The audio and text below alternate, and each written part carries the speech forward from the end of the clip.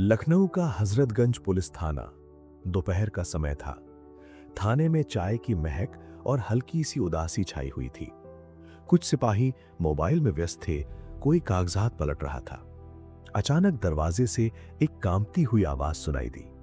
साहब, मेरी मदद कीजिए। दरवाजे पर एक थका हारा बुजुर्ग खड़ा था। उम्र लगभग 70 से 75 साल के बीच। चेहरे पर झुर्रियों की रेखाएं, कपड़े मैले और फटे हुए, हाथ में एक फटा हुआ झोला। आंखों में थकान से भी ज्यादा कुछ था, एक उम्मीद, या शायद आखिरी उम्मीद। तभी एक कांस्टेबल ने चिढ़कर कहा, अरे बूढ़े, यहां भीख नहीं मिलती, बाहर निकलो। मैं भीख नहीं मांग रहा बेटा, मेरा सामान चोरी हो गया है, मैं एक शिकायत दर्ज कराना चाहता हूं, बुजुर्ग ने धीरे लेकिन साफ आवाज में कहा। कांस्टेबल ने ठंडी नजरों से देखा, फिर मुंह फेर लिया। चोरी? क्या चोरी हुआ? कटोरी या चप्पल? देखो बाबा, समय बर्बाद मत करो, बुजुर्ग ने धीमी आवाज में कहा। मेरे पास ज्यादा कुछ नहीं था, बस एक पुराना पटुआ, उसमें मेरी पत्नी पार्वती देवी की दवा के पैसे और मेरे पुराने पेंशन के कागजात थे। थाने में कोई हंस रहा था, कोई नजरें चुरा रहा था। अचानक अंदर के केबिन से एक आवाज आई। बाहर क्या हो रहा है? कौन आया है? ये एसपी अर्जुन सिंह की आवाज थी, सख्त आवाज, आंखों में तीखापन, चेहरे पर अनुशासन की सख्ती। हालांकि कहा जाता था कि उनका दिल साफ था। कांस्टेबल ने अनिच्छा से कहा, सर, एक बूढ़ा आया है, चोरी का केस बताकर भीख मांग रहा है। अंदर से एक फाइल फेंकने की आवाज आई। अगर चोरी का मामला है तो सुनो, भीख मांगना और शिकायत दर्ज कराना दो अलग चीजें हैं, उसे अंदर भेजो। बुजुर्ग कांपते हुए अंदर गए। एसपी साहब ने उनकी तरफ देखा, उनकी आंखें उस चेहरे पर टिकी रह गईं। कुछ देर, बहुत ज्यादा देर तक। बैठिए बाबा, बताइए क्या हुआ है। आवाज में सख्ती नहीं थी, एक अजीब सी नरमी थी। बुजुर्ग ने झोले से एक पुरानी फटी डायरी निकाली। मैं इंदिरा नगर बस्ती में रहता हूं, मेरी पत्नी की तबीयत बहुत खराब है। कल बाजार गया था, किसी ने मुझे धक्का दिया। जब मैं संभला तो देखा मेरा बटुआ गायब था। उसमें मेरे पेंशन के कागजात और दवा के कुछ पैसे थे। एसपी अर्जुन की नजर उस डायरी पर टिक गई। उस पर एक पुराना नाम लिखा था, रामेश्वर। एसपी की सांस एक पल के लिए थम गई। उन्होंने धीरे से पूछा, आपने अपना नाम क्या बताया? बुजुर्ग ने जवाब दिया, रामेश्वर शर्मा। एसपी की उंगली मेज पर धीरे धीरे हिलने लगी। बाबा, आपके हाथ पर यह निशान कैसा है? उन्होंने इशारा किया। बुजुर्ग ने धीरे से हाथ उठाया। एक पुराना जला हुआ निशान, ठीक वैसा ही जैसा एसपी अर्जुन ने बचपन में अपने पिता के हाथ पर देखा था। आपका कोई बेटा है बाबा? उन्होंने पूछा, जैसे गले में कुछ अटक गया हो। बुजुर्ग ने मुस्कुराने की कोशिश की, फिर थकी हुई आवाज में बोले, था। बहुत साल पहले एक रेल दुर्घटना में हम बिछड़ गए थे। एसपी अर्जुन की आंखों में आंसू आ गए। कमरे में खामोशी छा गई। वो अपनी जगह से उठे, धीरे धीरे आगे बढ़े और झुककर पूछा, बाबा, क्या आप मुझे पहचान रहे हैं? बुजुर्ग ठिठक कर देखने लगे। फिर जैसे समय का पर्दा खुलने लगा, चेहरे का तेज, वही आंखें और वही नाम, अर्जुन। आवाज कांप रही थी और साथ ही कमरे की दीवारें भी जैसे हिल उठी। थाने के अंदर वो पल जैसे थम गया था।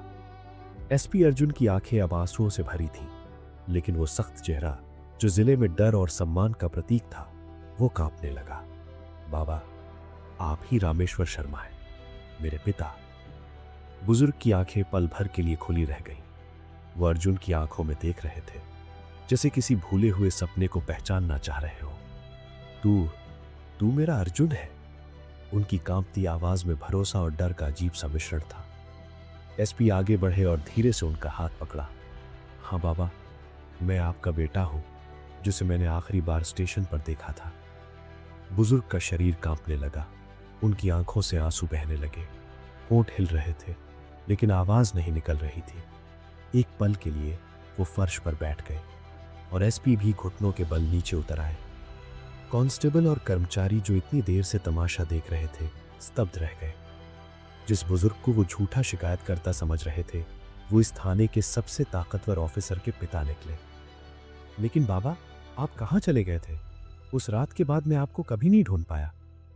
एसपी की आवाज टूट रही थी। रामेश्वर धीरे धीरे बोले, उस रेल दुर्घटना की रात मैं तुझे ढूंढ रहा था बेटा, लेकिन भीड़ में सब बिछड़ गए। मैं घायल हो गया था, अस्पताल में महीनों रहा, फिर सोचा कि शायद तू अब नहीं है। मैं था बाबा, मैं जिंदा था, एक अनाथ आश्रम पहुंच गया था। मैंने आपको ढूंढा, बड़ा होकर आईपीएस बना। सोचा था कि अगर कभी कोई सुराग मिला, लेकिन आपका नाम, शहर सब खो गया था। एसपी की आवाज अब बह रही थी। बुजुर्ग ने कांपते हाथों से बेटे का चेहरा छुआ। तू कितना बड़ा हो गया है बेटा, और ऑफिसर बन गया है। पूरा थाना अब इमोशन से भर गया था। कोई चुपचाप आंखें पोंछ रहा था, कोई छिपकर वीडियो बना रहा था, लेकिन उस पल कोई नियम, कोई वर्दी, कोई औपचारिकता नहीं थी। था तो बस एक पिता और बेटे का मिलन जो जिंदगी भर अधूरा था।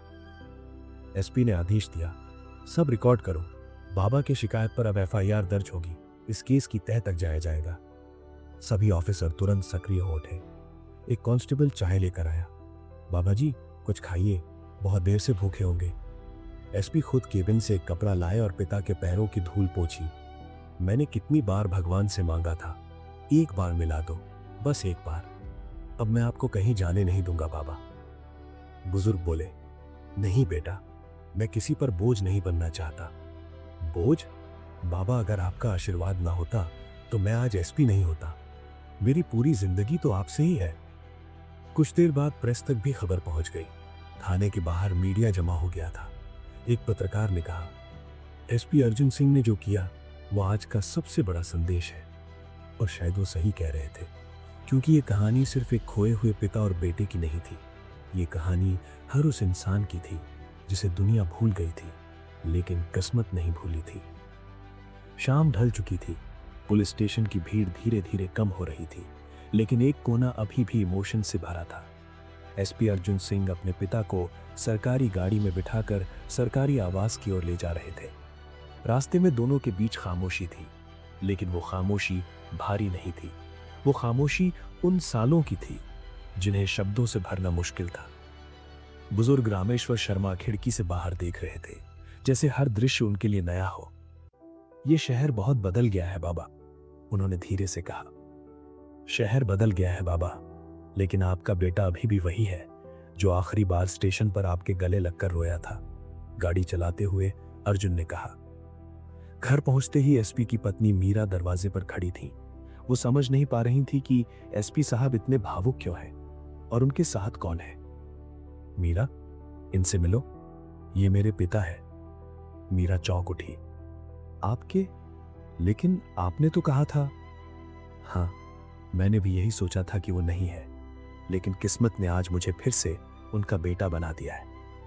मीरा ने तुरंत उनके पैर छूकर प्रणाम किया और उन्हें सम्मान के साथ अंदर ले गई। रात का खाना दोनों ने एक साथ खाया। बहुत सालों बाद अर्जुन पिता के कमरे में बैठकर उनके पैरों के पास पुरानी बातें सुन रहे थे। रामेश्वर धीरे से बोले, बेटा, मैंने तुझसे कुछ छिपाया है। अर्जुन चौंक उठे। क्या बात है बाबा? जब तू अनाथ आश्रम पहुंचा था, मैं तुझे ढूंढने निकला था, लेकिन मैं अकेला नहीं था, तेरी मां भी मेरे साथ थी। अर्जुन के चेहरे का रंग उड़ गया। मां? हाँ बेटा, वो जिंदा थी, लेकिन दुर्घटना के बाद मानसिक रूप से बहुत कमजोर हो गई थी। तुझे ना पाकर वो टूट गई थी। मैंने उन्हें करुणा सेवा सदन में भर्ती कराया था, जहां उनका इलाज होता था। तो क्या वो अभी भी वहीं है? अभी तक मैं हर महीने जाकर मिलता था, लेकिन पिछले महीने मेरी जेब कट गई, दवा के पैसे भी चले गए थे, इसीलिए तो शिकायत दर्ज कराने गया था। एसपी अर्जुन खड़े हो गए। मैं अभी जाऊंगा बाबा, मां को लेकर आऊंगा। अब मैं कोई रिश्ता अधूरा नहीं रखना चाहता। बुजुर्ग की आंखों से आंसू बहने लगे। आज तू सच में सिर्फ बड़ा ऑफिसर नहीं, बड़ा बेटा भी बना है। कुछ देर बाद एसपी की गाड़ी शहर के एक सेवा आश्रम पर रुकी। वहां एक कोने में एक बुजुर्ग महिला बैठी थी। सफेद बाल, शांत चेहरा, खोई हुई आंखें। एसपी धीरे धीरे उनके पास गए। मां? आवाज में कंपन था, लेकिन स्नेह भी था। महिला ने पलटकर देखा। कई सालों का कोहरा जैसे छटने लगा। अर्जुन की आंखें पहली बार चमक उठी। एसपी अर्जुन ने झुककर उनका हाथ पकड़ा और बोले, हाँ मां, मैं आ गया हूं, आपका बेटा। सेवा आश्रम के नर्स, स्टाफ सब उस पल को देख रहे थे। एक बिछड़ा हुआ परिवार फिर से जुड़ गया था। सुबह की पहली किरण जब एसपी अर्जुन सिंह के घर की खिड़की से अंदर आई, तो घर के अंदर की रौनक अलग थी।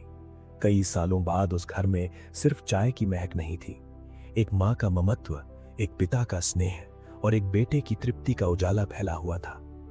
अर्जुन ने दोनों के पैर छूकर आशीर्वाद लिया और बोले, अब मैं अकेला नहीं हूं, अब मेरा घर है, मेरा परिवार है। मीरा ने हाथ में आरती की थाली लेकर दोनों बुजुर्गों की पूजा की। माँ, बाबा, आप हमारे लिए भगवान हैं। उस दिन थाना परिसर में एक विशेष सभा का आयोजन किया गया था। सभी पुलिस ऑफिसर, कर्मचारी, मीडिया और स्थानीय लोग मौजूद थे। एसपी अर्जुन सिंह मंच पर खड़े थे। उनके बगल में बैठे थे उनके पिता